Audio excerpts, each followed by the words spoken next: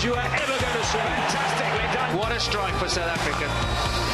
We'll never see one like that again. That is absolutely sensational. You won't see better than this. Feel so alive.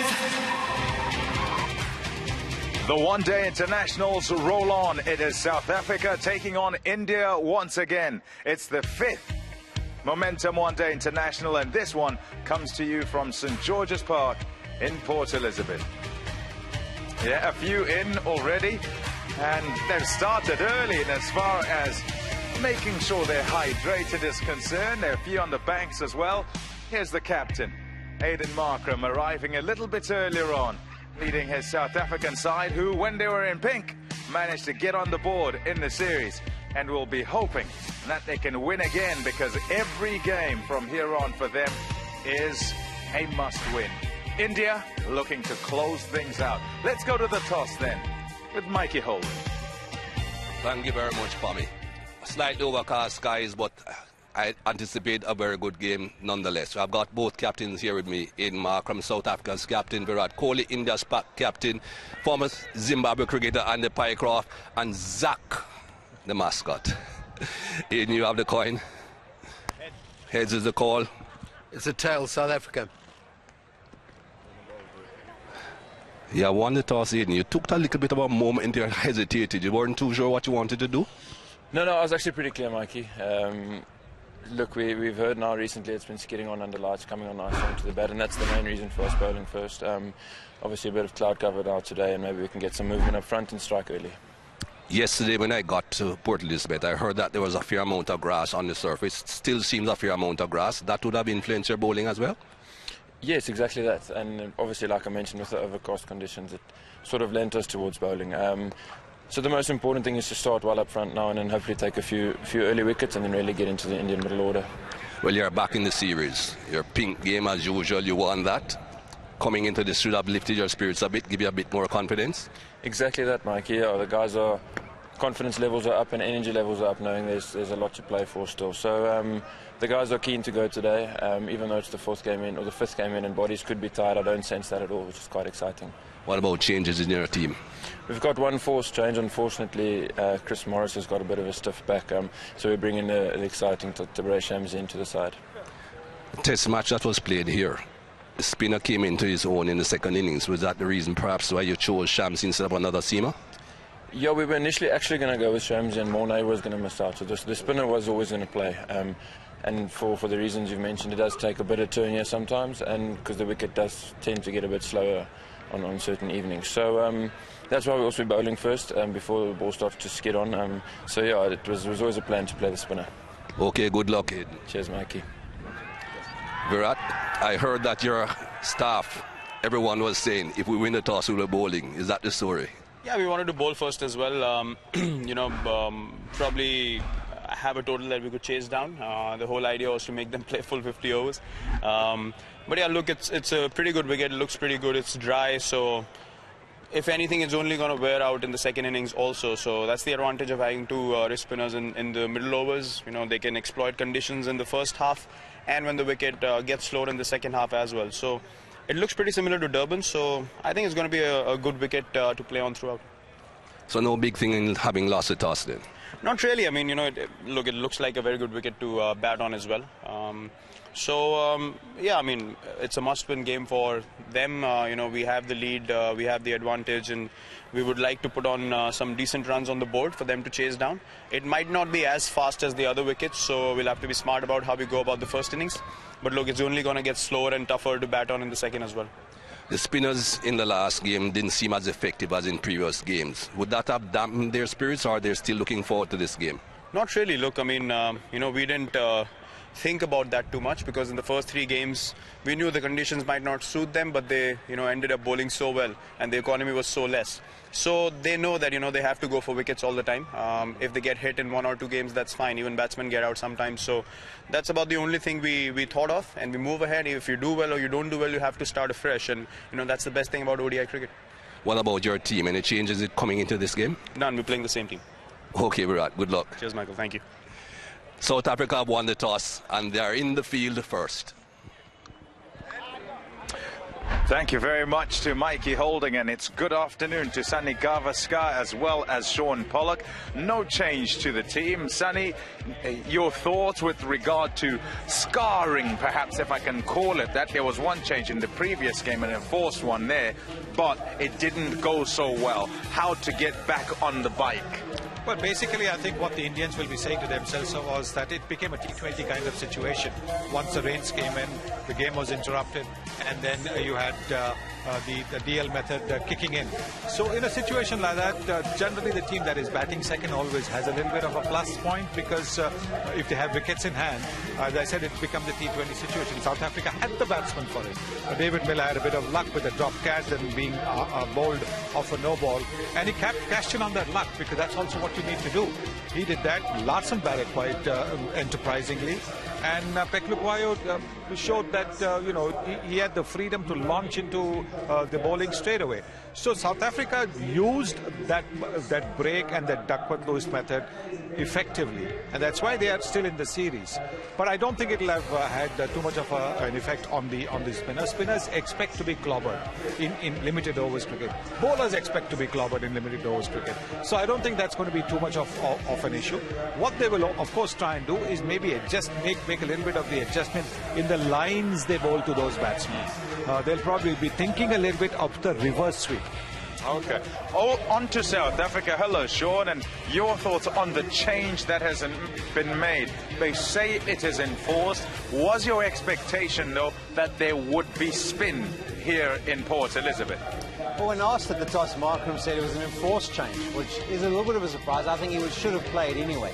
I think the conditions out there, the nature of the surface, I think it'll help Shamsi, and I think he'll be a handful for the Indians to deal with. The only problem, I think, with losing Morris, it does throw a spanner in the works as far as balance of the side goes.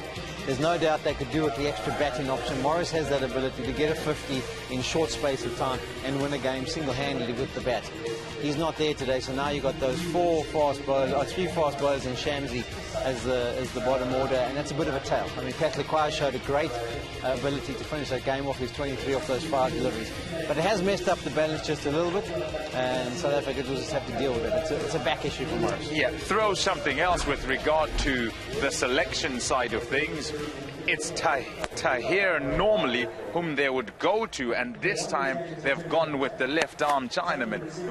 Any signs in that? Your thoughts on that with regard to senior and junior, and perhaps if they might have thought of playing 2?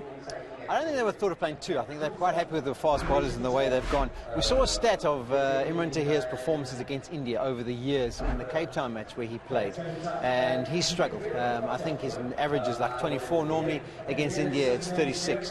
His normal economy rate's like 4.75. Against India it's 5.75. So I think they've formulated a method. They know how to play against him, and they've worked him out. And I think that's why Shamsi they haven't seen as much of. It's a different option, and I think that's why Shamsi's got the nod over him. And I also want to have a look at Shamsi under the pressure of playing against a quality side, I would see. In talking about India, and this is a look at him going through his paces, getting himself ready in the hope to do well today, also try and cement a spot, as they've said, Vision 2019 with regard to the World Cup, and he wants to put his name in the hat.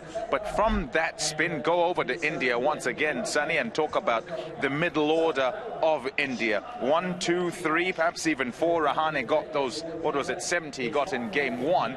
The rest had to come to the party in the previous game, couldn't quite, in so much as trying to get them to 300 or perhaps even more. Well, I think that can happen in one game, but Shreyas Iyer, in my view, is a very, very fine player, and this opportunity that he gets, in case, it depends on how many overs he gets to bat eventually, but he's the kind of player who can take the game away from you, because he's got the big hitting ability. And if you see the straight boundaries, I see that we as a commentary team could be in danger, because our commentary box is straight down there. Any nice lofted shot, anybody who doesn't like you, me, or Polly and knows that we are on air, he can just bang it in over there. So that can happen. But yes, I think India have struggled for the last year or so with the number 5. Dhoni's been batting at number 5, but now with Iyer coming in, he'll bat at 6. And Dhoni batted really well in the limited opportunities that he had at Johannesburg. So yes, 5 is a little bit of a problem. They're looking at Dhoni, they're looking at Pandya, they're looking at Kedar Jadhav. Kedar Jadhav again not fit. That actually is an issue because they don't have that buffer for the 5th bowler. Pandya can be expensive. He picked the wicket of AB the other day, but he was giving away plenty of runs. So he can be a little expensive. Sometimes South Africa can get away by attacking him. But at number 5, you're right, is a problem. Hopefully Shreyas Iyer will cement that spot for him. Yeah, talk about the middle order with you, Polly, in just a second. Let's first go and find out what this surface is like and see how it will play, how Mike Hazeman and Neil McKenzie think it will play. Good afternoon to you, gents. Hello, Palm. Hello, buddy. Now, I just want to talk about the wind initially. It's always a big discussion point when we come to Port Elizabeth. And I can tell you it's an easterly wind. It's coming right off the sea, coming over the scoreboard, basically.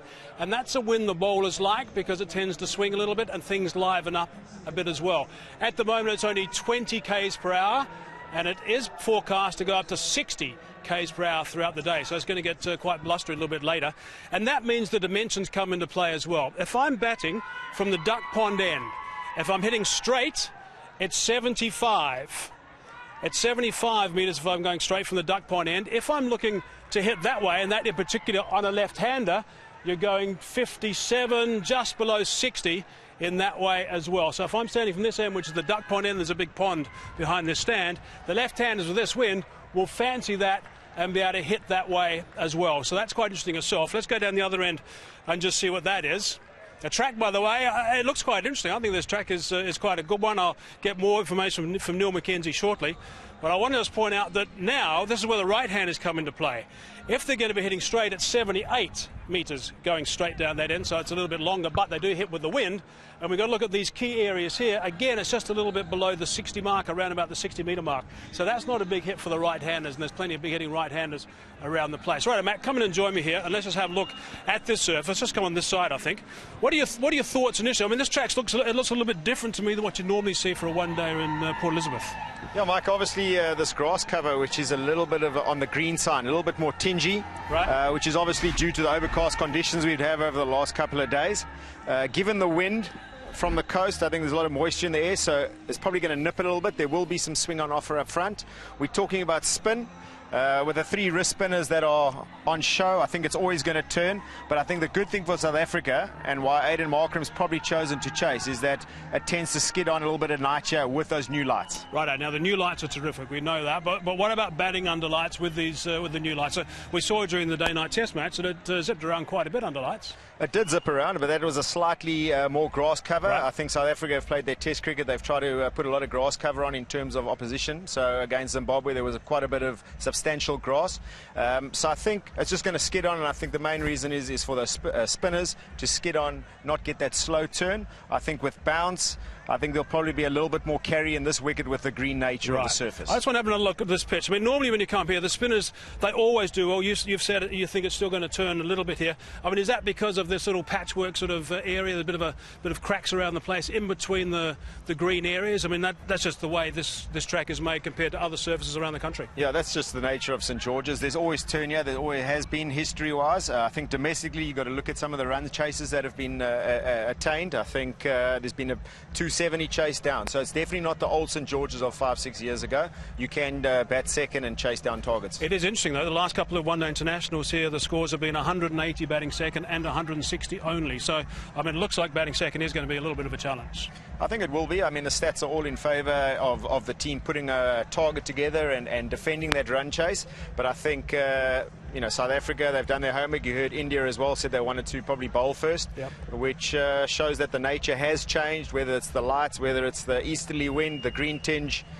We'll see. Okay, all right, Mac, thanks so much for your view. So the track we think looks pretty good. It looks a little bit different than we normally see, and it's largely because of that green tinge. There's perhaps not more grass, it's just a bit more of a green tinge that we have on the surface. There's no doubt the spinners will have a part, but perhaps not a big as part as they normally play on this sort of track. The other thing is, and Agent Carter, the head groundsman here, has told me rain is forecast, but he doesn't think it's going to rain at all, so that's good news. Pom, back to you. Yeah, thanks, Hayes. Let's confirm that forecast then. Rainfall chance 20%, and I guess you got to go with Agent Carter, as you call him. 27 degrees, 27 kilometers per hour.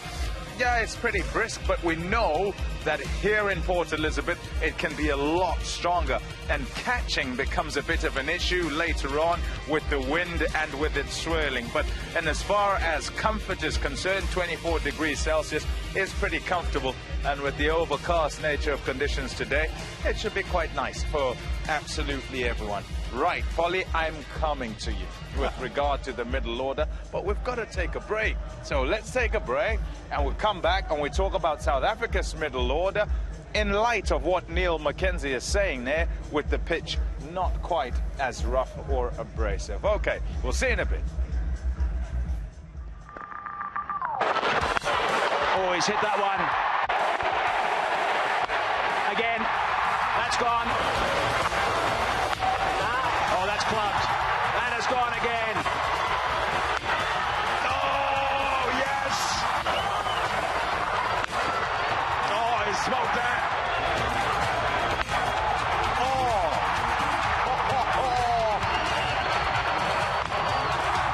Oh, yes. Oh, wow. Pesaway does it in style. Smashed out the ground, and South Africa still alive in the series. The record rolls on. Never lost in pitch.